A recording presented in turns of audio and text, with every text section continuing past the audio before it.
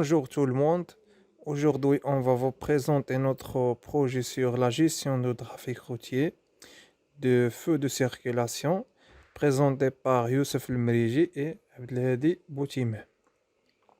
Pour le plan, on va commencer par une introduction, puis problématique, puis solution proposée, et on va voir une démonstration, et à la fin, on va faire une conclusion. Malgré les progrès techniques et technologiques accomplis par l'homme dans tous les domaines de la connaissance, le trafic routier reste victime d'une congestion sans cesse croissante. Il sera sans doute bientôt possible de voyager jusqu'à la planète Mars, mais la congestion continue à demeurer un véritable casse-tête pour les gestionnaires routiers de tous les pays, surtout dans les grandes villes et lors des grands départs pour les vacances. Conséquence de la congestion trafic routier, le temps passé dans les embouteillages est majoritaire, considéré comme perdu, n'étant utilisé ni pour le travail ni pour les loisirs. Cette perte a un coût. Conséquences économiques, selon un calcul fait vers 2010, l'État français perdait jusqu'à 2,5 milliards d'euros à cause des bouchons franciliens chaque année. Les retards de livraison peuvent être dramatiques pour les entreprises, notamment celles qui utilisent le principe du juste à temps flux rendu. Conséquences sociétales, le stress, le retard, les maladies à cause de pollution, conséquences environnementales, pollution de l'air à cause de consommation supplémentaire de carburant. Pour la problématique, au fil du temps, le nombre de voitures dans le monde augmente rapidement, ce qui crée une congestion énorme aux intersections. Cette congestion entraîne dans la plupart des cas une perte de temps car le système classique de feux de signalisation est devenu incapable de résoudre ce problème. Mais avec l'événement de l'intelligence artificielle, on peut dire qu'il y a un grand espoir de résoudre ce problème. De nombreux chercheurs cherchent une solution basée sur l'intelligence artificielle et les recherches se poursuivent pour trouver des algorithmes extrêmement efficaces. L'idée que nous voulons mettre en œuvre est de réduire les temps d'attente et d'aligner les feux de circulation sur le flux de voitures. Pour la solution proposée, nous avons construit un système de gestion des feux de signalisation basé sur les flux de voitures. Notre système est composé de 4 phases: la capture des véhicules, la détection des véhicules, le calcul du flux de chaque voie, la décision de temps d'attente des véhicules. Comme vous voyez dans ce schéma, ici on a 4 capteurs et un système composé de nombre de véhicules et le max de véhicules dans les voies, et on a une fonction d'optimisation d'attente qui donne le temps d'optimisation. Pour la capture de voiture, on a utilisé dans chaque voie un capteur de caméra qui permet de capturer les véhicules en temps réel, comme vous voyez ici dans cette image. Pour la détection des voitures, la détection d'objets est une technologie informatique liée à la vision par ordinateur, au traitement d'images et à l'apprentissage profond qui traite de la détection d'instances d'objets dans des images et des vidéos. Nous allons faire la détection d'objets en utilisant quelque chose connu sous le nom de cascade A. Les classificateurs rares cascades sont un moyen efficace pour la détection d'objets. Cette méthode a été proposée par Paul Viola et Michael Jones dans leur article Rapid Object Detection Using a Boosted Cascade of a Simple Future. Rare Cascade est une approche basée sur l'apprentissage automatique où de nombreuses images positives et négatives sont utilisées pour former le classificateur. Images positives, ces images contiennent les images que nous voulons que notre classificateur identifie, et des images négatives, images de tout le reste qui ne contient pas l'objet que nous voulons détecter. Le classificateur en cascade se compose d'une collection d'étapes où chaque étape est un ensemble d'apprenants faibles. Les apprenants faibles sont de simples classificateurs appelés moignons de décision. Chaque étape est entraînée à l'aide d'une technique appelée boosting. Le boosting permet de former un classificateur très précis en prenant une moyenne pondérée des décisions prises par les apprenants faibles. Comme vous voyez dans ce schéma, il y a le fenêtre d'entrée et on a plusieurs étages, puis le traitement supplémentaire. On voit s'il y a un rejet. L'illustration de l'architecture de la cascade. Les fenêtres sont traitées séquentiellement par les classificateurs et rejetées immédiatement si la réponse est négative. Pourquoi cascade classifiée? Parce qu'il est rapide, la performance jusqu'à 95% selon la qualité et la luminosité de la vidéo ou l'image, ensemble des classificateurs simples. Pour le calcul du flux, après les deux phases précédentes, notre système est capable de calculer le nombre de véhicules dans chaque voie, récupérer le maximum des véhicules dans les deux voies opposées. Pour la fonction d'optimisation du temps, soit max MV1, le nombre maximum de véhicules dans les deux voies opposées 1 et 3, max MV2, le nombre maximum de véhicules dans les voies 2 et 4, TPV, le temps de passage de véhicules dans les intersections. En réalité, c'est entre 2 et 3 secondes. NLV, le nombre de lignes d'une voie. R1, route composée par les deux voies 1 et 3. R2, route composée par les deux voies 2 et 4. TFV, le temps de feu vert. Alors, le temps optimisé est s'écrit avec cette formule. Bonjour tout le monde.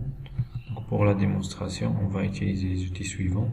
Donc, pour la détection, on va utiliser le classificateur Cascade Classifier de OpenCV parce qu'il est très rapide et donne une bonne détection en temps réel. Pour l'implémentation, on va utiliser le langage Python. Et pour la simulation, on utilise le logiciel Sumo, donc Simulation of Urban Mobility. C'est un marque déposé de la fondation Eclipse, donc est un logiciel de simulation de trafic routier open source, hautement portable, microscopique et continu conçu pour gérer des grands réseaux routiers. Donc maintenant, on passe à la démonstration.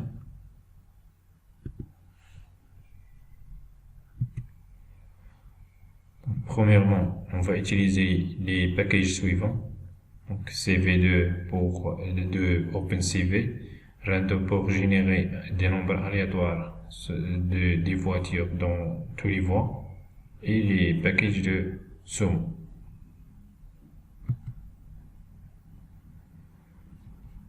On passe maintenant à la programme de détection en utilisant Cascade Classifier.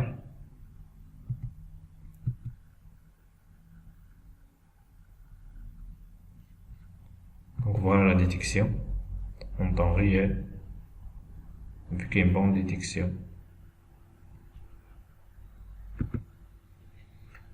Maintenant on passe à la programme de feu de circulation. Donc l'idée, on a 4 voies, le voie 1, le voie 2, le voie 3, le voie 4. Par défaut pour l'initialisation, on va donner pour le voie 1 23 voies véhicules, pour le 2 12, 14 et 18. Donc la fonction line-traffic prend un dictionnaire et calcule le nombre total de véhicules dans les voies opposées. Donc l'initialisation, on initialise que les voies 1, 3, elle a un feu vert, et 2, 4, un feu rouge. Donc par défaut, on donne le stop time, c'est 5 secondes. On fait 2 itérations. On fait time sleep, c'est le stop time. Et on générer des nombres aléatoires des véhicules entre 10 et 30 dans tous les voies pour recalculer le stop time. Donc l'idée est de calculer, voir est-ce que les deux voies, par exemple 1 ou 3, c'est vide, donc toujours le 2, 4, et là un faux vert. Sinon, on va calculer le maximum de nombre de véhicules dans les voies 1 et 3 et calculer le stop time par le nombre maximum sur le nombre de voies, de lignes dans un voie, plus le nombre de secondes pour dépasser le rond-point. J'utilise 2 secondes. Même chose pour les voies 2 et 4. Donc maintenant, on va exécuter le programme.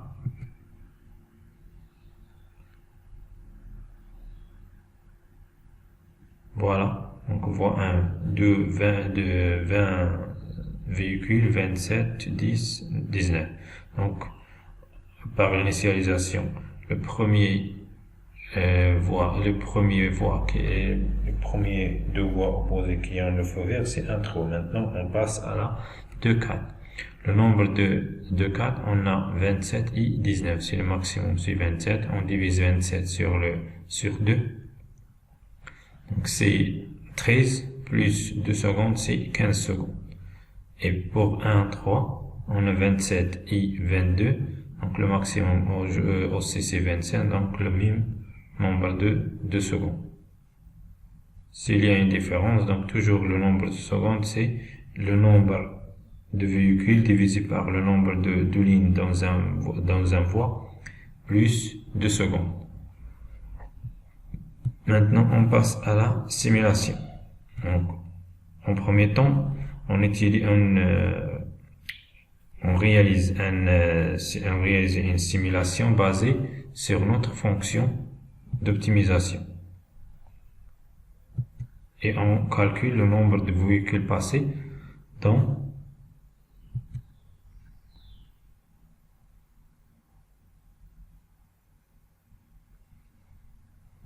400 secondes, avec une seconde égale à 0,25 secondes. Voilà. Donc on n'a pas de temps perdu.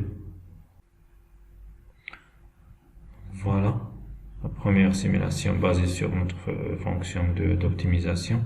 Donc le nombre de voitures passées c'est 182. Maintenant on va passer à notre simulation qui est basée sur les systèmes de feu circulation classique, qui est utilisé maintenant,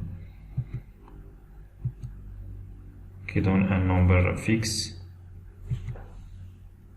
de 10 secondes et ne prennent pas le flux des voitures.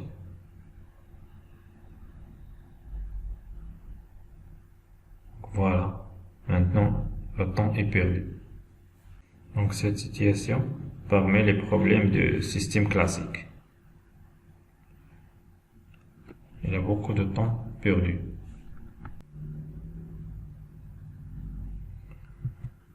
Et voilà. Donc on va comparer le nombre total des véhicules passés dans les deux cas. Sur le système basé sur notre fonction d'optimisation, on a 182 véhicules, et pour le système basé sur les systèmes classiques, il a 154. Dans un temps petit, on a une différence de 30 véhicules. Et maintenant, je passe la parole pour faire une petite conclusion de ce travail.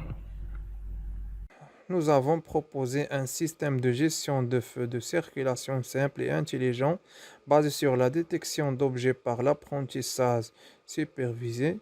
Ce système résout les problèmes suivants: le temps perdu, la pollution de l'air et de l'eau à cause de consommation supplémentaire de carburant, le stress pour les chauffeurs à cause de longues attentes, le trafic et merci. pour votre attention.